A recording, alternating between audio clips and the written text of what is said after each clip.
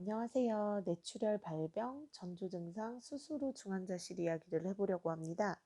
제가 조금 말이 빠른 편이기는 한데 그 전에도 영상 찍어놓은 게 있었는데 자막이 잘 따라오질 못하는 거예요. 그래서 막 하나하나 다 수정해서 올리다 보니까 너무 힘들고 그럼으로 인해서 업데이트를 못 하겠더라고요. 진도를 못 나갔어요. 근데 제가 이제 자막 기능을 새로운 걸 알아냈습니다.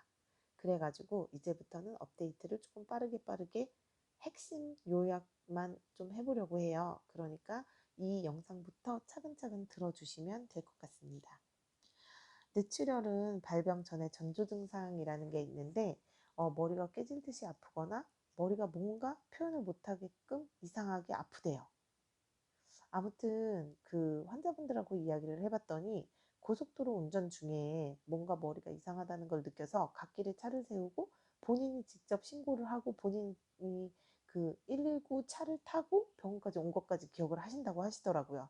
그러니까 이제 수술 전까지. 그리고 또 어떤 분은 커피숍에서 친구랑 같이 대화를 하다가 뭔가 이상하다는 거를 또 이분도 느끼셨대요. 머리가 뭐가 조금 이상하다. 근데 그 뭐가 뭔지를 잘 모르세요. 대화를 하다 보니까 어떻게 이상한 거는 잘 기억을 못해요. 어쨌든 이분도 본인이 친구분한테 나 좀 이상한 것 같아. 병원 가야 될 것 같으니 신고해줘 라고 하고 쓰러지셨다고 하더라고요. 저희 같은 경우는 한겨울이었는데 전화 통화를 하고 있는데 말투가 굉장히 어눌한 거예요. 그래서 보통 이 친구가 이제 술을 자주 먹는 사람이라서 술을 먹었구나 이렇게 생각을 했어요. 술을 마셨구나. 그래서 술 마셨냐 이렇게 물어봤더니 절대 안 먹었다는 거예요. 그래가지고 그 거짓말 하는구나 이렇게 생각을 했었는데 그게 이제 전조 증상이었던 거죠. 평소에는 조금 순한 성격이었는데 발병 한 달 전까지 좀 예민하다는 소리도 조금 들었던 것 같고, 그리고 주변에서 짜증을 잘 낸다 뭐 이런 이야기도 들었다고 해요. 그러니까 이제 주변을 보시다가 갑자기 이제 히스테리가 많아지고 짜증을 많이 내고 하면은 좀 의심해 볼 필요가 있는 것 같아요. 돈 아끼지 마시고 본인이 그렇다면 검사를 좀 꼭 좀 받아보라고 추천드리고 싶습니다. 이 뇌출혈이라는 병이 진짜 완치가 없는 병이라고 저는 이제 알았거든요. 그렇기 때문에 정말 미연에 방지하시는 게 제일 좋아요. 저희 같은 경우는 오랜 시간 또 방치가 됐어요. 혼자 살다 보니까. 그래서 왼쪽 뇌를 적시면 오른쪽이 마비가 되고 오른쪽 뇌를 적시면 왼쪽이 마비가 되고 중간을 적시면 좀 정신이 오락가락하다고 하더라고요.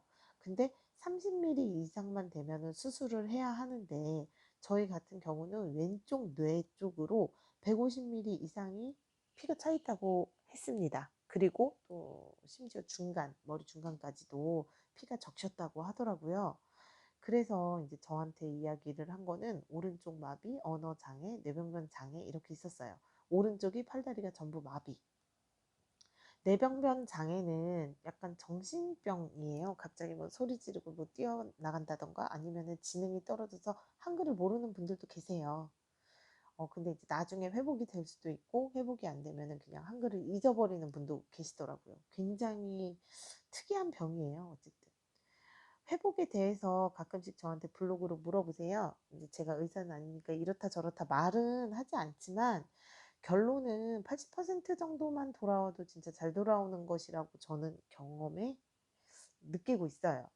왜냐면 환자분들을 보면 딱 이제 80% 돌아오시는 분도 솔직히 많이 없으세요. 이게 뭐 잘 어떤 건지 잘 모르실 텐데 어쨌든 이렇게 병원을 다니시다 보면은 그때 내가 어떻게 완치를 꿈꿨나 이런 생각을 하실 거예요. 저 역시도 이 병이 완치가 되는 줄 알았어요. 수술을 하고 치료를 받으면. 그렇지만 완치는 조금 힘들다. 수술 전으로 돌아가기에는 조금 힘들다. 이렇게 생각하시면 됩니다. 뇌출혈 수술은 두 가지가 있어요. 개두술 그리고 아니면은 이렇게 관 같은 걸로 머리 한쪽을 살짝 뜯는다고 하니까 너무 무섭죠. 약간 째가지고 끼워서 피를 제거해요. 그리고 어느 정도 피를 두고 약으로 말린다고 하더라고요. 굉장히 좀 신기했어요. 어쨌든 약으로 말려지면 그냥 말려지는 거고 아니면 또 재수술을 한다고 하더라고요. 뭔가 이유가 있긴 있겠죠. 그때는 이해는 되지는 않았어요.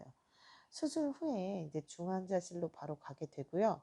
자가 호흡이 안 되면 목을 뚫는 수술을 권유받을 수도 있어요. 저희도 권유를 받았지만 나중에 다행히도 자가 호흡이 된다고 해서 받지 않았습니다. 이 부분도 이후에 다른 환자분들을 봤을 때 생쌀을 뚫는 거잖아요, 목을. 그러다 보니까 목에 이제 생쌀을 뚫어 관을 꽂는 거거든요. 좀 너무 무섭죠. 맞아요. 이거는 수술을 받으면 회복도 너무 어렵고 감염 위험도 있어요. 그런데 이제 병원에서는 어쩔 수 없으니까 받으라고 하는 거겠죠. 자가 호흡을 못하면은 이제 잘못되는 거니까. 어쨌든 최대한 환자가 힘을 조금 내가지고 안 받는 걸로 하시는 게 좋긴 좋죠. 뭐든지 이제 수술 같은 거는 안 받는 게 나으세요. 그쵸? 중환자실에 있으면 보호자가 할 일은 없습니다. 이때 이제 살면서 쉴 한숨을 다 쉬게 될 거고요. 하루아침에 저렇게 누워있는 걸 보면 기가 막혀요. 그렇지만은 어쨌든 저희가 이제 보호자기 때문에 오전, 오후 20분씩 면회 가능하고요. 중환자실에서 딱히 저희가 할 일은 없습니다. 왜냐면은 거기에 상주하고 있는 간호사분들이 모든 걸 다 해줘요. 그렇기 때문에 할 일은 없지만 언제 일반 병실로 갈지 모르기 때문에 간병인을 어떻게 할 건지 가족분들하고 상의하시거나 아니면은 구하셔야 돼요. 여기까지입니다.